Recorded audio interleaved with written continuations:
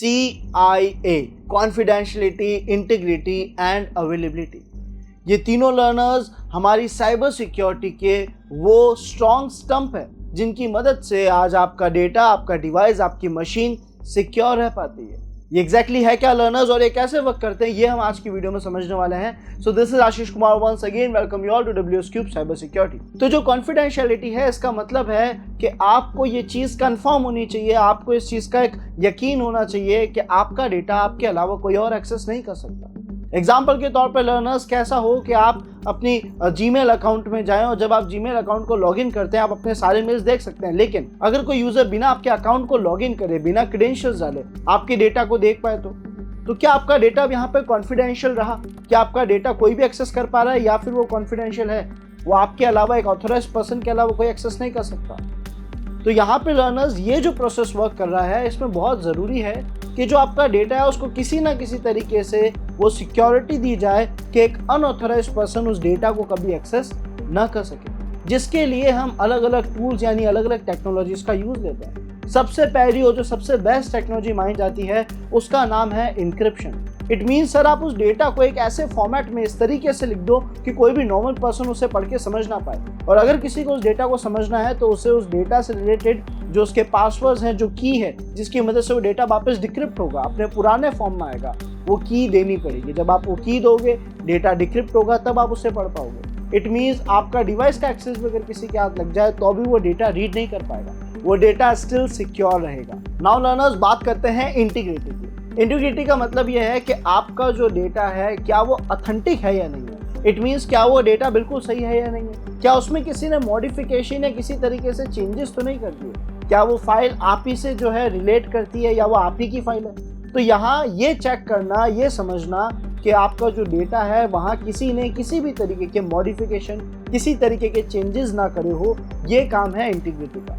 आपकी डेटा की authenticity check करना, वो कितना ऑथेंटिक है ये कंफर्म करना। और ये कैसे करा जा सकता है, इसमें क्या टूल यूज होते हैं, या इसे समझने के लिए हम एग्जांपल क्या देख सकते हैं। तो यहाँ पे आप इसे ऐसे समझिएगा लर्नर्स कि अगर मैं आज आपको कोई मैसेज सेंड करता हूँ तो वो मैसेज आपके पास एज इट इज पहुंचा है या नहीं, क्या उसमें किसी ने चेंजेस तो नहीं कर दिए। अगर उसमें किसी ने चेंजेस कर दिए या आपकी डिवाइस में पहुंचने के बाद किसी ने उसमें एडिटिंग कर दी, इट मीन्स अब ये डेटा जो है ये जेन्युइन डेटा नहीं है, ये ऑथेंटिक डेटा नहीं है, ये मॉडिफाइड डेटा है, वो भी एक अनऑथराइज्ड यूजर की तरफ से। तो आप इस डेटा पर रिलाय नहीं कर सकते। ऐसे अगर मैं आज आपको एक फाइल सेंड करूँ, एक गेम सेंड करूँ, एक ऐसा गेम जिसमें मैंने मिलीशियस कोड जो है वो ऐड कर दिया है, उसकी प्रोग्रामिंग में चेंज करके कुछ मिलीशियस कोड लिख दिया है, तो ये जो मैं आपको मॉड APK, ये जो मैं आपको एक मॉडिफाइड सॉफ्टवेयर सेंड कर रहा हूँ, इसका कंफर्म होना बहुत ज़रूरी है कि क्या ये एक जेन्युइन सॉफ्टवेयर है या नहीं।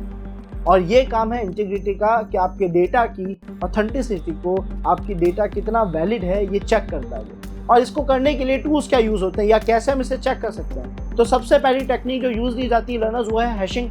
हर एक फाइल को यूनिक ID दे दो। अगर उस फाइल में हल्के से भी मॉडिफिकेशन होंगे, थोड़े बहुत भी चेंजेस होंगे, तो उस फाइल की जो हैशेज है, उस फाइल की जो यूनिक ID है वो बदल जाएगी। और अगर दो हैशेज मैच नहीं हो रहे हैं, इट मीन्स दोनों फाइल डिफरेंट है, तो आपको पता पड़ जाता है कि डेटा में मॉडिफिकेशन हुआ। इसी तरीके से जब हम वेबसाइट में बातचीत करते हैं तो यहाँ पे जब हम वेबसाइट चलाते हैं तो कैशे डेटा की इंटीग्रिटी को मैनेज करने के लिए ई टैग जैसे, एंटिटी टैग जैसे एलिमेंट्स यूज होते हैं, जो हर एक पेज, हर एक रिसोर्स को यूनिक ID दे देते हैं। अगेन यहाँ भी सेम चीज़ हो रही है, यूनिक ID दे दी, चेक कर रहे हैं क्या वो यूनिक ID चेंज हो रही है नहीं हो रही है। अदर देन हैशिंग और क्या हमारे काम आ सकता है लर्नर्स, तो हम यहाँ पे यूज ले सकते हैं डिजिटल सिग्नेचर्स का। उस फाइल में किसी भी तरीके का ऐसा सिग्नेचर कर दो जिससे अगर कोई भी उसे मॉडिफाई करे तो आपको आइडिया लगे, या फिर आप चेकसम जैसी चीज़ों का यूज़ ले लो।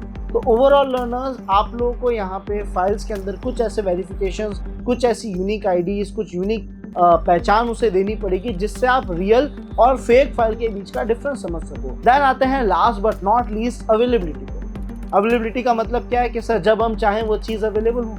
यही बात यहाँ पे अवेलेबिलिटी बता रहा है कि आपको एक नॉर्मल यूज़र को, एक ऑथराइज्ड यूज़र को जो भी डेटा चाहिए है, जब भी चाहिए, वो उसके लिए वहाँ पे अवेलेबल रहे। ऐसा ना हो कि जब आप वो डेटा एक्सेस करने जाओ किसी भी रीज़न से आपको वो डेटा ना मिले। ये ज़रूरी है कि आपका जो डेटा है, आपकी जो इन्फॉर्मेशन है, जब आपको ज़रूरत पड़े आपको दिखाया जाए, आपको दे दिया जाए। अब एग्जांपल लेते हैं लर्नर्स, अवेलेबिलिटी नॉर्मली हम फ्रेंड से रिलेट कर सकते हैं कि अगर आज हम अपने किसी फ्रेंड को कॉल करते हैं कि हमें अभी आपकी ज़रूरत है, कि आप अभी इस टाइम पे अवेलेबल हो, तो उसी वक्त हमारा दोस्त कहेगा कि हाँ हम अवेलेबल है, हम उससे बात कर सकते हैं। नॉर्मली जो फ्रेंड्स हैं उनकी अवेलेबिलिटी अच्छी रहती है, कुछ भी काम हुआ हमने कॉल किया, हमने कहा कि आप अवेलेबल है, और वो अवेलेबल होंगे उस वक्त हमारी बात सुनने के लिए, या फिर जो भी हम उनसे बात करना चाहते हैं, जिस भी बारे में बात करना चाहते हैं, XYZ। बट फिलहाल यहाँ पे अवेलेबिलिटी ने हमें समझाया कि आपको जो डेटा चाहिए था वो आपको एक्सेसिबल हो, आपको जो डेटा चाहिए वो आपको उसी वक्त मिले। मैंने लॉगिन करा, लॉगिन करने के बाद मुझे डेटा दिखना चाहिए था तो मुझे दिखे वो डेटा। ऐसा ना हो कि सर्वर डाउन हो चुका है, या फिर एग्जांपल के तौर पे मैं अपने घर में मशीन चला रहा हूँ, इलेक्ट्रिसिटी डाउन हो गई।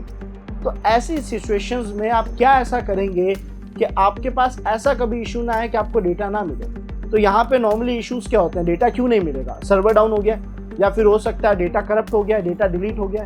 तो 3-4 ऑप्शंस आप यहाँ पे अप्लाई कर सकते हैं। पहला तो डेटा का बैकअप लेके रखें, ठीक है। तो अगर सर्वर डाउन हो भी गया तो आप सर्वर को तो रीस्टार्ट कर देंगे, लेकिन अगर डेटा करप्ट हो गया, डेटा डिलीट हो गया, तो ऐसे में आप उसके बैकअप को जो है रीस्टोर कर सकते हैं।